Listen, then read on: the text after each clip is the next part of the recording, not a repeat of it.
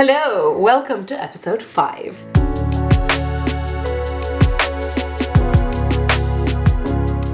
Thou shalt thrive from scarcity. And I think this sentence really sums up Bengalis as a people. The reason I say scarcity is because we've got a very horrible history of going through colonial rule, but being at the epicenter of it, it meant that a lot of Bengali communities, people, cities went through long periods of famine, right? And I don't want this episode to be sad, because actually what happened as one of the elements of that is because of the opium trade that took place where the epicenter of Bengal was at stake, we grew a lot of opium, okay? And this was to trade with China, because China didn't want our tea, they wanted our opium. The byproduct of this opium was this amazing ingredient called postto, which probably wasn't very amazing at the time to those people.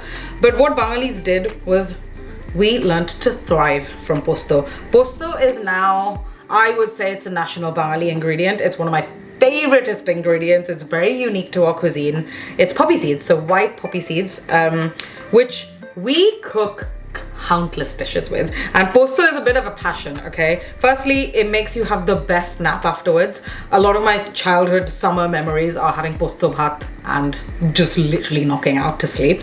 I love using postto in so many dishes, honestly. Ma typically used a lot of postto to make things crunchy. So poppy seeds have this like amazing quality where not only is it crunchy, but it's also really soft when you grind it. So it can add that creaminess, but it can also have that crunchiness. So it's very versatile as an ingredient. And like I said, I don't know many subcultures or cuisines that use this as a strong flavor component to their dishes.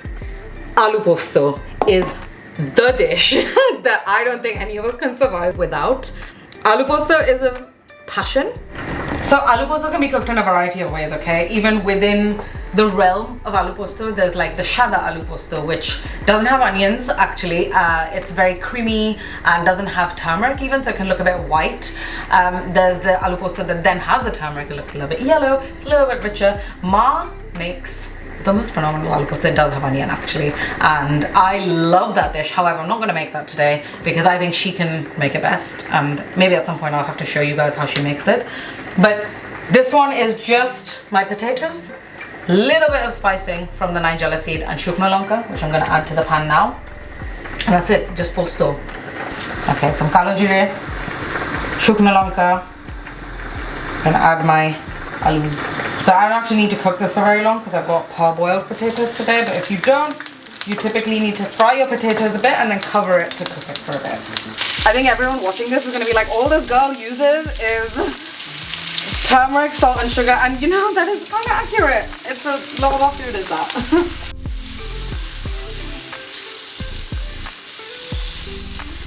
So I'm going to add some poppy seeds whole. And then I'm gonna paste this in my grinder so it becomes like the creaminess. So with aloo posto, you kind of want both things of the posto. You want both attributes. You want the creaminess and the crunchiness.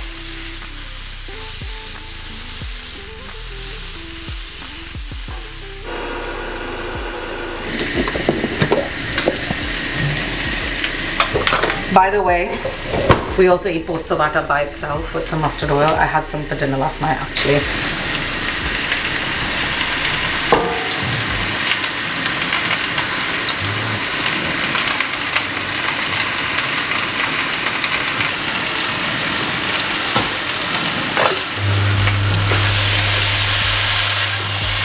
Mash the potatoes slightly, like you break up a few of them so it gets that creaminess. And a little bit of chini.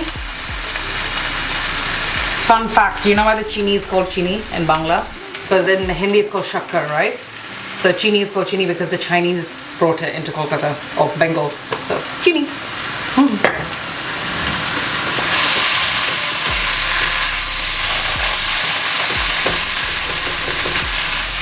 A better lunch cannot be had.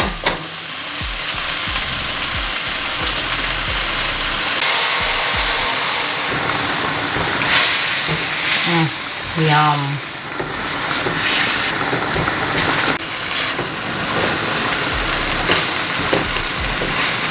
There is one thing I like adding to this, which you don't have to do it, but I think it really increases the fragrance once it's turned off. A little bit of Panchforon powder, which is Bengali 5 spice. I have it powdered. It's a little pinch on top. That's it. Very small. We also do a lot of finishing spices in our food. I find it very interesting because it's like a garnish spice, and it's typically like a powder of something. You don't want the fragrance to go for those things, so you add it later. My Dida, she does it a lot with like garam masala and ghee. She'll add it at the end of the dish. It's very nice.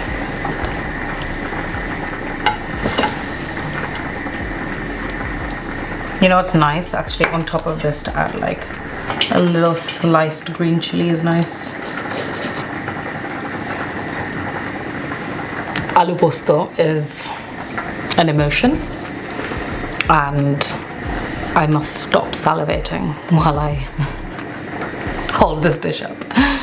If you have this for lunch, it must be followed with a nap. In fact, I'm gonna say thou shalt nap. If you like this video, make sure to like, subscribe, and click on that bell icon.